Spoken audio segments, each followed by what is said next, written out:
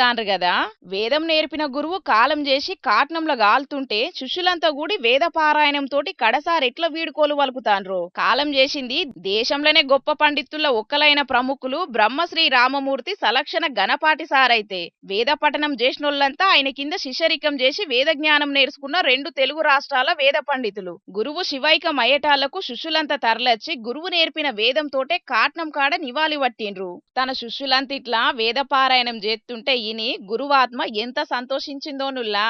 Rammurthy గణపాటి sir వేద వేదాంగాలను అవపోసవట్టిన గొప్ప పండితుడుల్లా.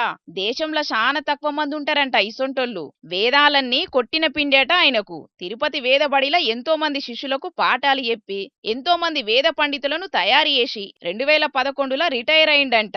అటెంక సుతం ఇంట్లో కూసోని వేదం చెప్పుకుంటా ఎంతో మంది శిష్యులను తయారు చేసి వేద సేవల తరించిండంట. తిరుపతి గుడి ధర్మగిరి బడిలా ఇప్పుడు ఆయన శిష్యులే వేద పండితులుగా వేదాలు బోధిస్తున్నారట పిల్లలకు. ఇంకా గొప్ప ముచ్చట ఏందంటే పెద్దాయన చదివింది అదే బడిలా, చదువు చెప్పింది అదే బడిలా, ప్రిన్సిపల్ గా చేసింది సుతం అదే బడిలా. ఇప్పుడు సారు శిష్యులు సుతం ఇదే బడిలా చదువు చెప్తాన్రంటే ఎంత గొప్ప ముచ్చటో చూడుండ్రిగా.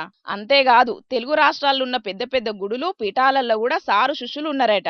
ఇగో ఇది చూడుండ్రి. జీవిడిసే వారం దినాల ముందు సుతం వేదకాలం గురించి గుక్క దిప్పుకోకుండా ఎట్లా చెప్పుకొచ్చిండో పెద్దాయనే. బాధాసారం నహితజ్రా ఎవరివర్తి చక్రం పరిద్యామృతస్య ఆ పుత్ర అగ్నే మిథునాసో అత్ర సప్తశతాని వింశతిష్టాదస్సు. అంటే ఒక సంవత్సరానికి 720 పగలు రాత్రులు ఉన్నాయని వేదం చెప్పేసింది. మంత్రాలయం పీఠాధిపతుల చేత సత్కారం సుతం పొందిండు సారు.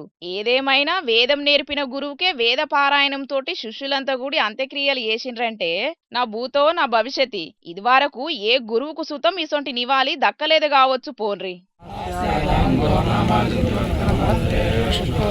భాజామహే